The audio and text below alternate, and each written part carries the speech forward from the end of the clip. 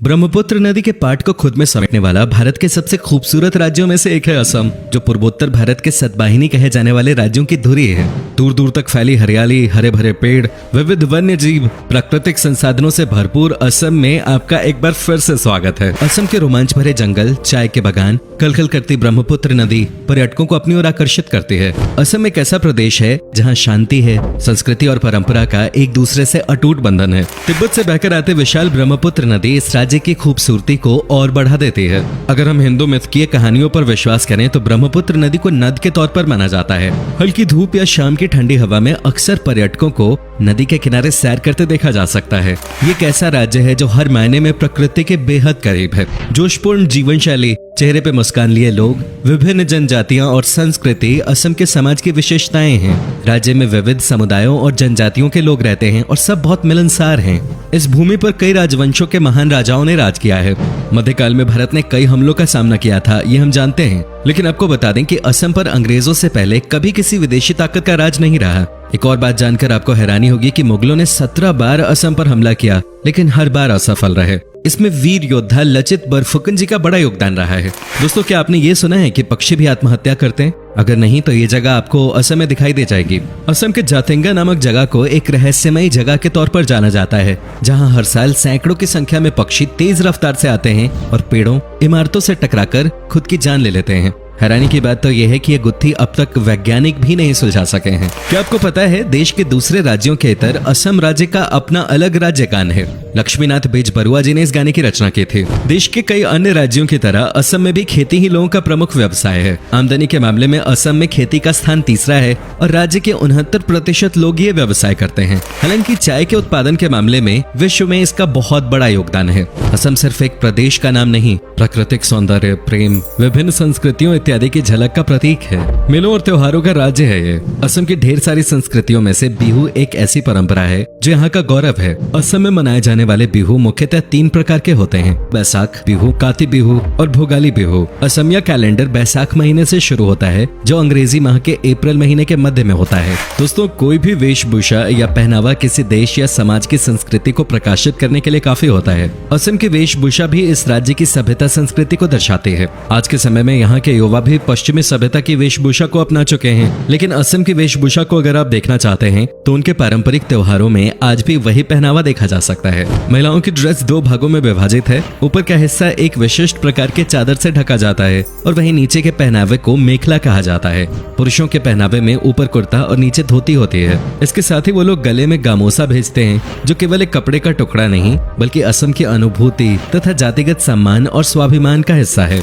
असम में लुभावने नजारों के अलावा जो चीज सबसे अधिक आकर्षित करती है वो है वहाँ का खाना। यहाँ के खाने का स्वाद एकदम अलग है, जो आपको पूरे देश में कहीं और नहीं मिलेगा। खासतौर से यहाँ के नॉन-वेज फूड का कोई मुकाबला नहीं। साथ ही यहाँ आपको स्वादिष्ट पोर्क, चिकन, बतख और मटन के कई व्यंजनों का स्वाद चखने को मिलेगा। जब भी असम के विशिष्ट व्यंजनों की बात होती है तो खार का नाम सबसे पहले लिया जाता है, जिसके इस्तेमाल से भोजन का स्वाद बढ़ जाता है। इसके साथ ही असम का एक फेमस फूड है आलू पिटिका, जो शुद्ध शाकाहारी व्यंजन है। रेशम के कीड़ों से बना हुआ व्यंजन भी यहाँ का प्रिय भोजन है। नॉनवेज फूड में एक बहुत ही स्वादिष्ट व्यंजन टेंगा फिश कड़ी है, जिसे बनाते समय टेंगा, टमाटर, नींबू या किसी भी खट्टी चीज का इस्तेमाल किया जाता है। इसके साथ ही यहाँ त्योहारों के वक्त हर घर में चावल से बने कई तरह के पिट्ठू और लड्डू बनाए जाते हैं। असम में आपको स्ट्रीट फूड की भी अलग अलग वैरायटीज मिल जाएंगी। असम अपने वन्य जीव पर्यटन के लिए भी जाना जाता है। राष्ट्रीय उद्यान और अन्य अभयारण्य असम के प्रमुख पर्यटन स्थल हैं। बेहतरीन वन्य जीवन के अलावा असम पर्यटन, मंदिरों और स्मारकों के लिए भी जाना जाता है। चिलचिलाती गर्मी और कड़ाके की ठंड से बचने के लिए असम सबसे बेहतरीन जगह है।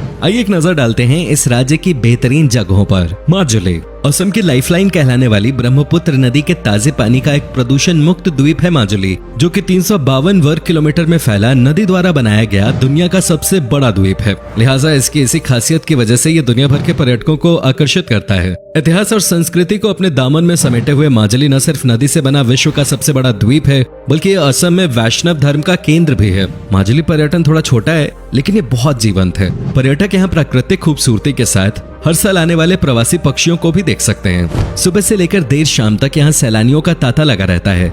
नेचर लवर्स और फोटोग्राफी के शौकीनों के लिए ये एक परफेक्ट जगह है।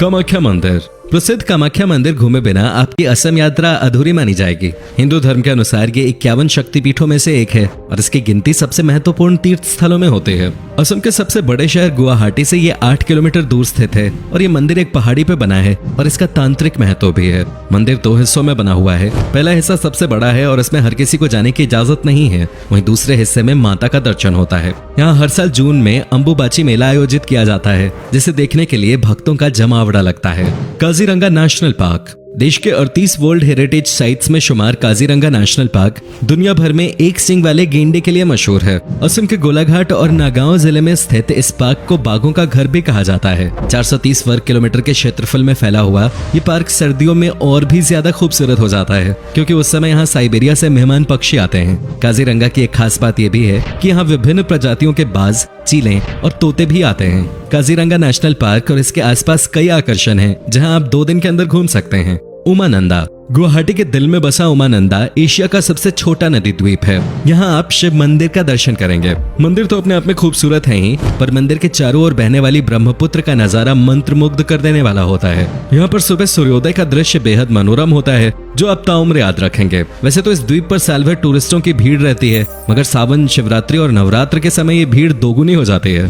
तेजपुर दोस्तों, असम आकर अगर आपने तेजपुर नहीं घूमा तो आपने कुछ नहीं देखा, क्योंकि असम के पर्यटन स्थल के रूप में ये सबसे अधिक फेमस है। गुवाहाटी से लगभग 184 किलोमीटर की दूरी पर स्थित शांत पहाड़ियों, गहरी घाटियों और हरियाली से घिरा तेजपुर शानदार अवकाश के लिए एक आदर्श स्थल है। शहर की भागदौड़ से दूर तेजपुर प्रकृति प्रेमियों से लेकर इतिहास में दिलचस्पी रखने वालों का पसंदीदा स्थल है। यहाँ अनेक बाग बगीचे बने हुए हैं। शिव सागर अपने इतिहास और अपनी संस्कृति के कारण पर्यटकों को आकर्षित करता है। चूंकि ये शहर लंबे समय तक अहोम की राजधानी रहा, इसलिए शिव सागर में महान अहोम शासकों की कई निशानियां देखी जा सकती हैं। ये शहर करीब 100 साल तक अहोम साम्राज्य की राजधानी था, जिससे इसका विशेष ऐतिहासिक महत्व भी है। इसके साथ ही यहाँ ढेरों तेल और चाय के बागान हैं। शिवडौल, तलातल घर, करेंग घर, गरगांव महल आदि शहर के कुछ खास आकर्षणों में से हैं। अगर आप शिव सागर घूम रहे हैं तो रंग घर नामक नाच घर को देखना न भूलें। Manas national park Kaziranga national park के अलावा मानस नेशनल पार्क भी असम का प्रमुख पार्क है, जो कि यूनेस्को धरातल में अपनी जैव विविधता के कारण जगह बना चुका है। मानस देश की पहली बाघ अभयारण्य योजना है और इसे भी अन्य वन्य प्रजातियों के लिए घर माना जाता है। अपनी सुंदरता के लिए जाने जाने वाले इस पार्क को बायोस्फीयर रिजर्व और एलिफेंट रिजर्व भी घोषित किया गया है। अगर आप एक एनिमल लवर हैं तो मानस नेशनल पार्क आपके लिए बहुत अच्छी जगह है। असम के अन्य राष्ट्रीय उद्यानों में पोबितोरा वन्यजीव अभयारण्य, औरंगा राष्ट्रीय उद्यान और नामेरी राष्ट्रीय उद्यान भी प्रमुख हैं।